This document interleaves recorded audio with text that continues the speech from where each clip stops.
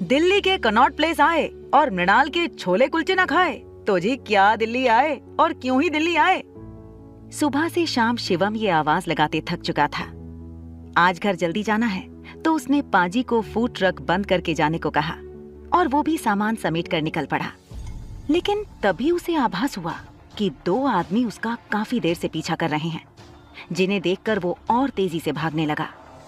पर तभी शिवम का पैर पत्थर पर पड़ा और तेजी से उसकी तरफ आ रही एक बड़ी बेंटले कार में शिवम को उसका अतीत दिखाई दिया। आप लोगों ने मुझे ढूंढा कैसे? आपसे बेहतर कौन जानता है कि हम जिसे ढूंढना चाहें उसे पाताल लोक से भी खींच निकालें। फिर आप तो यहाँ दिल्ली में ही मिल गए। क्यों, सही कहा ना मैंने मिस्टर शिवम शाह? मेरा नाम शिवम शाह नहीं, शिवम गांधी है। और मैं आपको कह चुका हूँ, अच्छे से समझा चुका हूँ कि जो आपको मुझसे चाहिए वो मैं आपको नहीं दे सकता।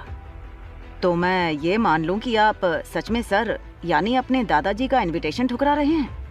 आप जानते हैं ना कि आपकी रगों में शाह खानदान का खून दौड़ रहा है।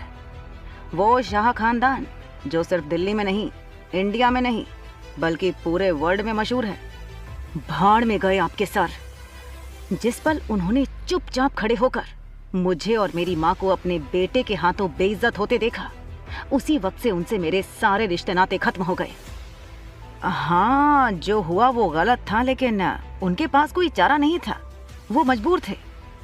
पिछले 2 साल से उनकी तबीयत बहुत खराब है और उन्होंने ही हमसे कहा था कि किसी भी कीमत पर आपको उनके पास ले आएं। कोई तो राज है, लेकिन उनका काम अब आपके बिना नहीं चलेगा, ये तो साफ है। उस आदमी की बातें सुनकर शिवम को 15 साल पहले हुई घटना याद आ रही थी, जिसने उसकी जिंदगी पूरी तरह बदल दी। उसकी माँ जमीन पर गिरी पड़ी है, उसके माथे से खून निकल रहा है और कोई उसे मार रहा है। पास में खड़े दादाजी कुछ भी नहीं बोल रहे। इस दर्द भरे मंजर को भूलकर शिवम ने कहा, देखिए, मैं आखिरी बार कह रहा हूं, वो दिन मैं कभी नहीं भूल सकता। उस दिन मेरी माँ के साथ जो सुलूक हुआ, उन्हें सर के बेटे ने धक्के मारकर बाहर निकाला था।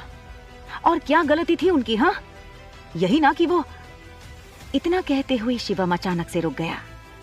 उसके दिमाग में हजारों सवाल चल रहे हैं। इतने सालों बाद उसके दादाजी ने उसे वापस क्यों बुलाया? क्या थी उसकी माँ की गलती जिसकी मिली उन्हें इतनी बड़ी सजा? आखिर इतने बड़े परिवार से होते हुए क्यों जी रहा था वो एक आम जिंदगी? क्या शिवम अपने दादा की इच्छा स्वीकार करेगा या फिर लेगा अपनी माँ का बदला? क्या होगा इस कहानी का अंजाम? ये